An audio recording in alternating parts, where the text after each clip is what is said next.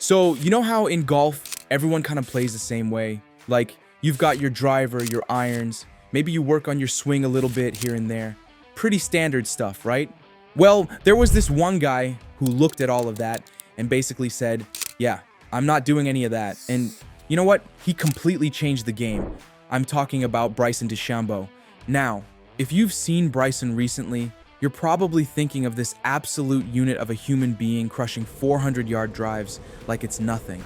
But here's the thing, he wasn't always like that, not even close. Let's go back to the beginning. Young Bryson DeChambeau was, and I'm not exaggerating here, a skinny kid, like really skinny. We're talking about a guy who was maybe 180 pounds soaking wet when he started playing professional golf. He looked like any other golfer out there, you know? Maybe even a bit smaller than most. But even back then, there was something different about him. This guy was obsessed with physics, and I don't mean he took a physics class in high school and did okay. I mean he actually studied physics in college at SMU and then applied it to golf in ways that nobody had ever thought of before. He started doing these wild experiments with his clubs.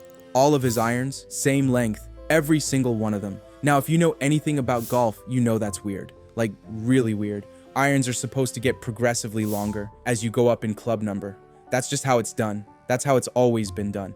But Bryson was like, well, if they're all the same length, I can have one consistent swing plane. And people in the golf world thought he was absolutely out of his mind. They called him the mad scientist. Some people meant it as a compliment, but a lot of people, they were making fun of him. So Bryson's playing on tour, and he's doing pretty well, you know. He won the US Amateur in 2015, turned pro, started winning some tournaments, but there was this problem. He wasn't long enough off the tee. In modern golf, if you can't bomb it off the tee, you're at a massive disadvantage, and Bryson knew this. He could feel it every single week. He'd be standing on a par 5, hitting driver as hard as he could, and then watching guys like Dustin Johnson or Rory McIlroy fly at 30, 40 yards past him, and then they're hitting wedges into these greens while he's hitting 6 irons. That's not a small difference. That's huge. So sometime around 2019, Bryson made a decision. And this wasn't just like, oh, I'll hit the gym a couple times a week. This was more like, I'm going to completely transform my body and change the way golf is played forever. Now, you've got to understand, this was a crazy thing to even think about. Professional golfers don't do this. They just don't. Golf isn't like football or basketball, where you're trying to pack on muscle. Golf is supposed to be about finesse, about touch, about control. You're not supposed to look like a linebacker, but Bryson didn't care. He looked at the physics, he looked at the numbers, and he realized something that sounds so simple, but nobody was really doing it. If you swing the club faster, the ball goes farther. That's it. That's the whole thing. And if you want to swing the club faster, you need to be stronger. So here's where it gets really interesting. Bryson basically turned himself into a science experiment. And I mean that in the most literal way possible. He started eating, and I'm talking about eating like it was his full-time job. This guy was consuming somewhere between 5,000 and 6,000 calories a day, every single day. Now, if you think about it, that's like eating 3 full Thanksgiving dinners, every day, for months. He was drinking these protein shakes that were apparently so thick you could barely get them through a straw. He'd wake up in the middle of the night just to drink another shake, because when you're trying to put on that much muscle, you can't let your body go into a fasted state, even while you're sleeping. And the workouts? This wasn't your typical golfer workout routine of some light stretching and maybe a few core exercises. Bryson was in the gym for hours every day, doing heavy compound lifts, speed training, explosive movements. He was training like an NFL running back, not a golfer. People started noticing pretty quickly, like really quickly. He showed up to tournaments and other players would do a double take. His caddy said his shirts were getting tight in a matter of weeks. His pants stopped fitting. He had to get all new clothes tailored because nothing fit anymore. Within about 6 months, Bryson went from around 190 pounds to somewhere north of 240 pounds. That's 50 pounds of mostly muscle. In 6 months, that's insane. Most bodybuilders would tell you that's almost impossible to do naturally, but Bryson did it. Now here's where the story gets good, because you can lift all the weights you want, you can drink all the protein shakes in the world, but But if it doesn't translate to better golf, what's the point, right? Well, it translated. Oh man, did it translate? Bryson showed up to the 2020 season looking like a completely different human being, and he was hitting the ball distances that were just unbelievable. We're talking about 350-yard drives becoming routine. On some holes, he was hitting it 380, 400 yards. There were par fours where he could literally drive the green that nobody else could even think about reaching. And then came the US Open at Winged Foot in September 2020. Now, Winged Foot is supposed to be one of the hardest golf courses in the world. It's supposed to be a test of precision, of accuracy, of grinding it out. It's not supposed to be a course where you can just overpower everything. But that's exactly what Bryson did. He absolutely destroyed that golf course.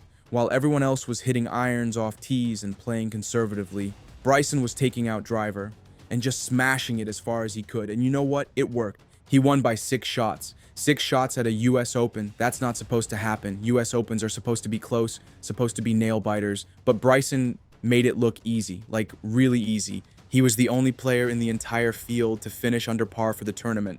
And after that win, you know what happened? Suddenly, every golfer on tour was talking about speed training and gaining distance. Guys were hitting the gym harder. Everyone wanted to know what Bryson was doing. Because he didn't just win a tournament, he proved that his entire approach was right.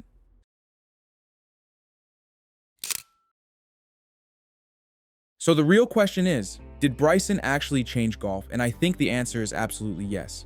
Before Bryson, if you told a golf coach you wanted to gain 50 pounds of muscle and completely overhaul your body, they would have told you that you were crazy. They would have said you'd lose your swing, lose your touch, lose everything that makes you good at golf. But Bryson proved that wrong. He showed that you could get significantly stronger and bigger, and not only maintain your golf skills, but actually improve them dramatically. Now, every college golf program has serious strength and conditioning coaches. Young golfers are training like athletes in other sports. The whole culture has shifted. Distance is now the primary focus for so many players because Bryson showed what's possible when you prioritize it. And yeah, there's been some controversy about all this. Some people say that Bryson and players like him are making classic golf courses obsolete because they can just overpower them. They say it takes away from the strategic element of the game, the precision, the artistry of it all. But here's the thing, you can't argue with the results. And you can't argue with the fact that Bryson was willing to do something that nobody else was willing to do. He risked his career, risked his health, risked everything on this transformation, and it paid off in a massive way.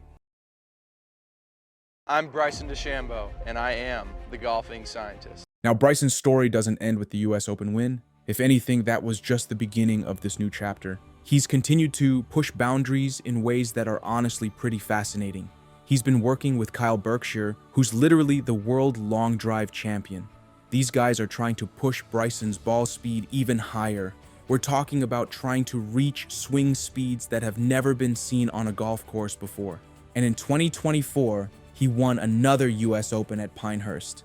This time, it wasn't just about power though.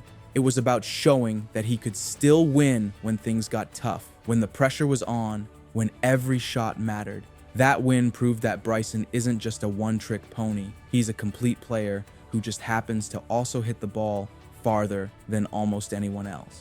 But you know what's really interesting? Bryson has also become this unexpected social media sensation.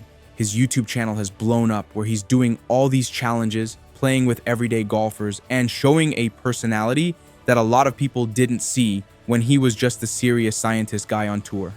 People are seeing that behind all the physics and the calculations and the intense training, there's actually someone who loves the game, who wants to share it with people, who's willing to laugh at himself and have fun with it. So when you think about Bryson DeChambeau's transformation, it's not just about the physical change, it's not just about going from a skinny kid to this powerhouse who's redefining what's possible in golf. It's about having the courage to do something completely different when everyone is telling you you're wrong. It's about believing in yourself and in your approach, even when people are making fun of you, even when critics are saying it'll never work. Because in the end, Bryson was right. His mad scientist approach, his willingness to experiment, his commitment to doing things his own way, it all paid off. And he didn't just change his own career, he changed the entire sport. Now, Whether you love him or hate him, whether you think his approach is good for golf or bad for golf, you can't deny that he's made an impact, a huge impact. And isn't that what we all want to do in some way? Leave our mark, prove the doubters wrong, show that our crazy ideas might just work? That's Bryson DeChambeau's story. From skinny kid with weird clubs and physics theories to one of the most dominant forces in modern golf. And honestly, I think he's just getting started.